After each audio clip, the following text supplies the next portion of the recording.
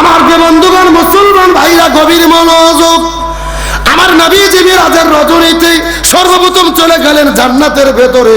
ওই জান্নাতের মধ্যে যাওয়ার পরে, জান্নাত পরিভ্রমণ করার পরে নবীজি যখন জান্নাতের মধ্যে চলে গেলেন, ওই জান্নাতের মধ্যে যাওয়ার পরে লক্ষ্য করে দেখে হাজার হাজার মহিলাদেরকে আগুন দিয়ে দাউ দাউ দাউ দাউ দাউ দাউ করে জ্বালানো হচ্ছে।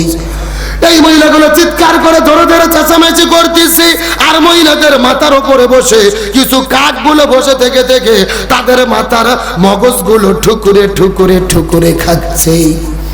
এই দৃশ্য দেখার পর নবীজির মনটা বড় খারাপ হয়ে গেল। নবীজি জিজ্ঞেস করে বলেন, ও ভাই জিবরাইল, এই সমস্ত মহিলা কারা বলো তো দেখি। এমন সময় জিবরাইল বলেন, ইয়া রাসূলুল্লাহ, মনের মধ্যে কষ্ট নেবেন না, রাগ করবেন না। এই মাত্র আল্লাহ তাআলা ঘোষণা করেছে আপনার উম্মতের ভেতরে অধিকাংশ মহিলারা জাহান্নামে যাবে। অধিকাংশ মহিলা যাবে কোথায়? আরো জোরে বলেন। এই কথা শোনার পর নবীজির মনটা বড় খারাপ হয়ে গেল। নবীজি জিজ্ঞেস করে বলেন, ও ভাই জিবরাইল, অধিকাংশ মহিলা কি কারণে জাহান্নামে যাবে? এমন সময় জিবরাইল বলেন, ইয়া রাসূলুল্লাহ, অধিকাংশ মহিলা জাহান্নামে যাবে এর পেছনে অনেকগুলো কারণ রয়েছে। তার ভেতরে প্রধানত কারণ হলো দুইটা। জোরে বলেন কয়টা? সাউন্ড নাই। আচ্ছা, আপনাদের কি কষ্ট হচ্ছে ভাই? এই যে আমি বসে আছি মাঝখান দিয়ে সোজা, ডান দিকে এক ভাগ, বাম দিকে আর এক ভাগ। আপনারা মুখ বন্ধ করে থাকেন, আপনারা বলেন তো দেখি, অধিকাংশ মহিলা জাহান্নামে যাবে তার পেছনে কারণ হলো কয়টা? আরো জোরে। আপনারা মুখ বন্ধ করেন, আপনারা বলেন তো দেখি, অধিকাংশ মহিলা জাহান্নামে যাবে তার পেছনে কারণ হলো কয়টা?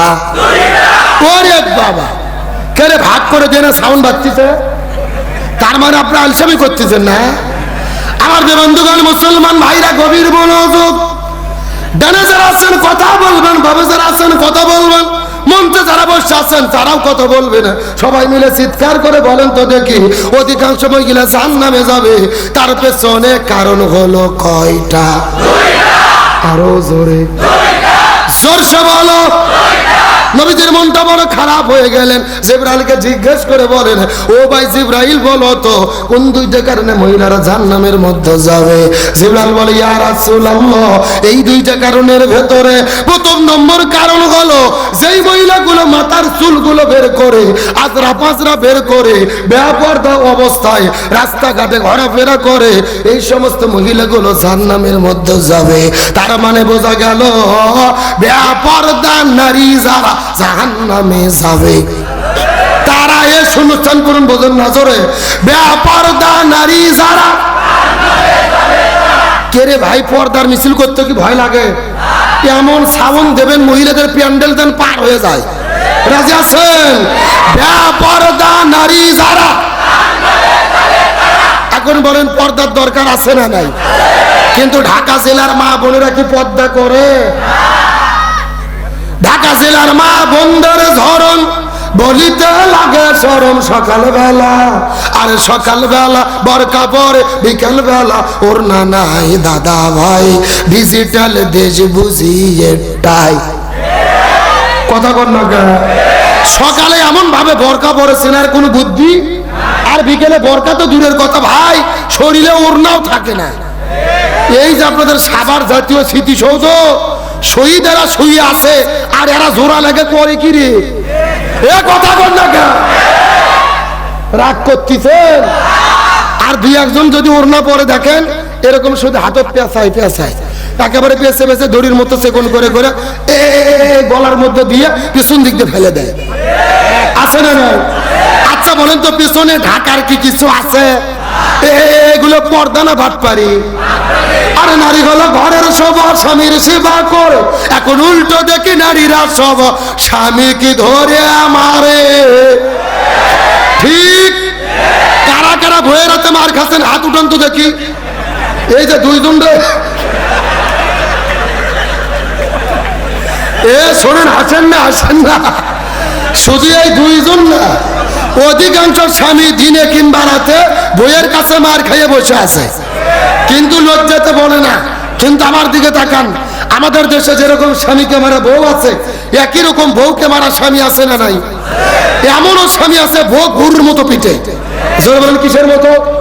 হাতের মধ্যে একটা লাঠিনে বউ মারা শুরু করছে, বলছে তুই আব্বা না বলা পর্যন্ত তোর মার বন্ধ হবে না। বউ মার সহ্য করতে না পারে বলছে আব্বা। পরের দিন ওই শয়তান হুজুরে ফোন দিয়ে বলছে তো হুজুর বউ তো আব্বা বলছে ফতুয়া কি? আমি বললাম ফতুয়া পরে আগে তোর বাটাম ফাটাতে হবে। তার কারণ বলেন তো বউ কি মারা যাবে? কে বলে মারা যাবে না? বউকে কখন কখন মারা যাবে আমি কি বলবো? আমার দিকে থাকান। বউ যদি শরীয়ত বিরোধী কাজ করে, ইসলাম বিরোধী কাজ করে, জিনা ব্যভিচার করে, স্বামীর আনুগত্যের বাইরে কাজ করে, তখন বউকে মারা যাবে। এখন মারবেন কই? আমার দিকে থাকান। মাথা ভাত, মুখ ভাত, পেট ভাত, পিঠ ভাত, কোমর ভাত, মাজা ভাত, হাঁটুর থেকে শুরু করে নিচ পর্যন্ত। কথা কি বুঝেছেন? আর যেই ভেদ দিয়ে মারবেন এই ভেদের পরিমাপ হবে 1 বিঘের অর্ধেক, মানে হলো 1 মুষ্টি। এই ওয়াসনি গত 3 বছর আগে গাইবান্ধা জেলাতে করেছি। একটা যুবক লাভ ধরে বলতেছে হুজুর 1 মুষ্টি ধরবো কি আর মারবো কি? তখন আর একজন বলতেছে হুজুর ধরার পরে যদি কোনো মতো মাথা বার হয়ে থাকে ওই মাথা দিয়ে ঘুতো দেবো হুজুর। এরকম ভোট আছে না নাই? ও তাও ভোট মারবে। এখন বলেন তো ভোট মারলে কি ভোট ঠিক হবে না? রাসূল বলেছেন মহিলাদের সৃষ্টি করা হয়েছে বাম পা জোরের বাঁকা হাড় দিয়ে। জোরে বলেন কি হাড়? এখন বাঁকারক যদি হাতুর দিয়ে মেরে সোজা করতে চান সোজা হবে? ভেঙে মুচকে যাবে। এই জন্য মহিলাদেরকে মেরে নয়, স্ত্রীদেরকে ভালোবাসা দিয়ে প্রেম ভালোবাসা মহব্বত করে সোনা ময়না কলজে টিয়ে পাখি বলে আপন করতে হবে। জোরে বলেন সুবহানাল্লাহ। এইবার মেয়ে মানুষ যা খুশি হয়েছে ভাই, সেই রকম হুজুরি তো দরকার। তাহলে চিৎকার করে বলেন বেপরদা নারী যারা, আরো জোরে বলেন বেপরদা নারী যারা। এ শোনেন, মহিলাদেরকে একমাত্র হেফাজত করতে পারে, নিরাপত্তা দিতে পারে, তার নাম হলো কোরআনের বিধান পর্দা। আল্লাহ বলছেন ও করনা ফি বুয়ুতিনা ওয়ালা তাবাররুজনা তাবাররুজাল জাহিলিয়াতিল উলা, তোমরা জাহিলিয়াদের মতো বেপরদা হয়ে রাস্তাতে গিয়েও না। কার কথা? আচ্ছা বিয়ে করুনি কারাগারে একটু হাত তোলো তো দেখি। যারা যারা বিয়ে করুনি হ্যাঁ হাত তোলো। যারা বিয়ে করুনি হ্যাঁ হাত নামাও। যুবকের হাত নামাও। শোনেন, এই যে যুবক ছেলে পেলে আপনাদের মেয়েদের পেছনে পেছনে ঘোরে ডিস্টার্ব করে, এই ছেলেদের কোনো দোষ নাই। মেয়েরা যদি পর্দা করতো, এই ছেলেরা ডিস্টার্ব করা তো দূরের কথা, প্রেম করা তো দূরের কথা, একটা মিস কলও আপনার মেয়েকে দিতে পারত না। কিন্তু আপনার মেয়ে যখন পর্দা করেনি, হাই হিল পরে টাইট ফিটিং পোশাক পরে রাস্তাতে হেঁটে যায়, তখন ছেলেদের মাথা নষ্ট হয়। ভালো করে শোনেন, আপনার মেয়ে 18 বছর বয়স, বিশ্ব সুন্দরী। এই সুন্দরী মেয়ে যদি বোরকা পরে, হেজাব করে, মুখ ঢাকা, হাত ঢাকা, পাও ঢাকা, হাত পাও মুজো পরে পুরো শরীর ঢেকে রাস্তাতে যদি রাস্তাতে হেঁটে যায়, এই যুবক গুলো যায় বলবে আসসালামু আলাইকুম খালাম্মা কেমন আছেন? কথা কন না। তার কারণ বোরকার ভেতরে যে কি জিনিসটা তো দেখা যাচ্ছে না। কিন্তু আপনার বউ যদি 40 বছর বয়স হয়, 40 বছরের বুড়ি, মাথার চুল ফেলে দিয়ে আজরা পাজরা বার করে পোল্ট্রি মুরগির মতো হাই হিল পরে নাইকে সাজে রাস্তাতে হেঁটে যাচ্ছে, এই যুবক গুলো যে কি খালা বলবে? বলবে আসসালামু আলাইকুম আপা, কিছুক্ষণ পরে খেপা। এ কথা কন না কে? তার মানে সম্মান নিতে গেলে, নিজের ইজ্জতের হেফাজত করতে গেলে আগে মহিলাদেরকে পর্দার মধ্যে ঢুকতে হবে। সময় কম ভাই, কয়টা কথা বলবো, আমার দিকে তাকান। আপনাদের ঢাকা থেকে শুটকি মাছ পাওয়া যায়? কথা বলেন, পাওয়া যায়? এই যে এই তাকান, আপনাদের সভাপতি সাপোজ মনে করেন সত্য না, বুঝানোর জন্য বলতেছি, 1 কেজি শুটকি মাছ কিনছে। জোরে কোন কয় কেজি? 1 কেজি শুটকি মাছ সভাপতি কিনে ঘরের মধ্যে থুয়ে পাতিলের মুখ খোলা রাখছে, ঘরের দরজাও খোলা। রাস্তাতে যাচ্ছিল একটা বিড়াল, বিড়ালের নাকে শুটকি মাছের গন্ধ লাগছে, এক দৌড়ে বাড়ির মধ্যে যায় দেখে ঘরের দরজাও খোলা, পাতিলের মুখও খোলা। বিড়াল যে শুটকি মাছ খাওয়া শুরু করেছে, সভাপতি দেখার পরে বিড়ালও কাটকে হাতের মধ্যে লাঠি নিয়ে এমন মাছ দিয়েছে, বলছে আগামীকালকে আবার যদি শুটকি মাছ খেতে আছিস তোকে ভটিতে ঝবে করে শেষ করে দেবো। এই বলে বিড়াল ছেড়ে দিয়ে পরের দিন আবার শুটকি মাছ ঘরের মধ্যে রাখছে, পাতিলের মুখও খোলা, ঘরের দরজাও খোলা। ওই আগের দিনের বিড়াল পরের দিনে সভাপতির বাড়ির কাছ দিয়ে আবার যদি যায়, রান্না কর যদি শুটকি মাছের গন্ধ লাগে, ভাই বলেন তো বিড়ালটি শুটকি মাছের কাছে যাবে কি যাবে না? আরো জোরে বলেন, যাবে কি যাবে না? তার মানে বিড়ালকে মারের ভয় দেখাইয়া যেমনি লাভ নাই, শুটকি মাছের নিরাপত্তা দিতে গেলে ঘরের দরজা বন্ধ করতে হবে। একই রকম ভাবে নারীদের নিরাপত্তা দিতে গেলে যুবকদেরকে ইফতিজিংয়ের ভয় দেখাইয়া লাভ নাই, আগে মহিলাদেরকে পর্দার বিধান নিশ্চিত করতে হবে। আর শুটকি মাছ ছেড়ে দিয়ে যদি বিলে ছেড়ে দেন, যেরকম দৌড়বে ওই বিড়ালও যা, এই যুবকেরাও তা। কথা কর না কে রে ভাই, আল্লাহ সৃষ্টি করছে ওইভাবে। ছেলে এবং মেয়ে যদি বিয়া পর্দা যদি নিয়ে থাকে, আর ছেলে যদি দেখে নেগেটিভ পজিটিভ, আকর্ষণ হতে বাধ্য। আর যে বলবে আকর্ষণ হয় না, মনে করবেন ও মিথ্যাবাদী, আর না হলে হিজড়ে। কথা কর না কে। এই জন্য বলতে চাই, মহিলাদেরকে একমাত্র নিরাপত্তার বিধান দিতে পারে কি? পর্দা। জোরে বলেন আমল কি? আরো জোরে। বেপরদা নারী যারা, এই জন্য রাসূল বলেছেন মহিলাদের 4টা আমল করতে হবে। 1 নম্বর নামাজ, 2 নম্বর রোজা, 3 নম্বর স্বামীর খেদমত, 4 নম্বর পর্দা। এই 4টা আমল যদি কোনো মহিলা করতে পারে, আল্লাহ 8টা জান্নাতের দরজা খুলে দেবে। যেই দরজা পছন্দ ওই দরজা দিয়ে তারা জান্নাতে চলে যাবে। কয়টা আমল বললাম? জোরে বলেন। 1 নম্বর নামাজ, 2 নম্বর রোজা, 3 নম্বর স্বামীর খেদমত, 4 নম্বর পর্দা। এই 4 আমল আল্লাহ মহিলাদের করার তৌফিক দিক, বলেন আমিন। তাহলে চিৎকার করে বলেন বেপরদা নারী যারা, আর জোরে বলেন বেপরদা নারী যারা। এই কথা শোনার পর নবীজির মনটা বড় খারাপ হয়ে গেল।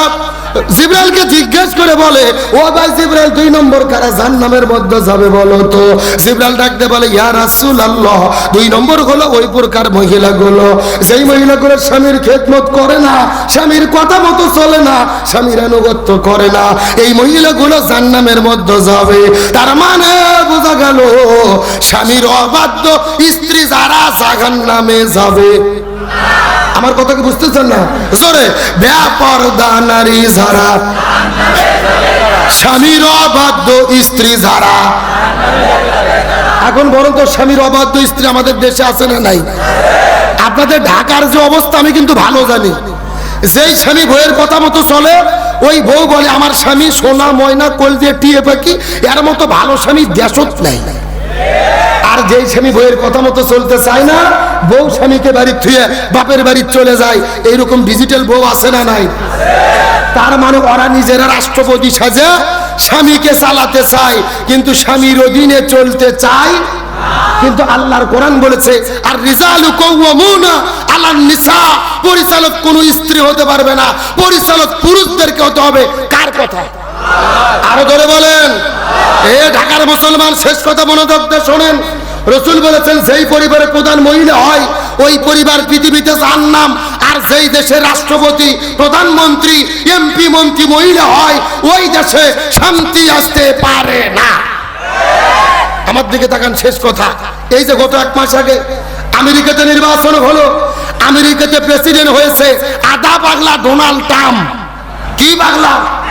এটা কিন্তু আমাদের কথা নয়, ওই ডোনাল্ড ট্রাম্পের বিরোধী দল ওরা বলছে তোমরা ডোনাল্ড ট্রাম্প ভোট দিও না, ও হলো আধা পাগলা, মেন্টাল। তার বিরুদ্ধে ভোটে দাঁড়িয়েছিল বিশ্ব সুন্দরী কমলা হ্যারিস। কিন্তু আমেরিকার লোক আধা পাগলা ডোনাল্ড ট্রাম্পকে ভোট দিয়ে রাষ্ট্রপতি বানাইছে, বিশ্ব সুন্দরীকে ভোট দেয়নি। আমেরিকার লোকও প্রমাণ করেছে আধা পাগলা ডোনাল্ড ট্রাম্প ভালো, কিন্তু নারীর জ্বালা ভালো না। আমেরিকার লোক ইহুদি খ্রিস্টান হয়ে বুঝলো রে। আর আমরা বাংলাদেশের 90% মুসলমান 54 বছরে বুঝলাম না, আমরা ঘুরিয়ে ফিরে নারীর হাতে ক্ষমতা তুলে দিলাম। কথা কন, কথা কন। এই জন্য এখান থেকে শিক্ষা নিতে হবে। আগামী নির্বাচনে আর কোন নারীকে প্রধানমন্ত্রী দেখতে চাই না। আগামীতে পুরুষ প্রধানমন্ত্রী কারা কারা দেখতে চান? দুটি হাত আল্লাহকে তুলে দেখা।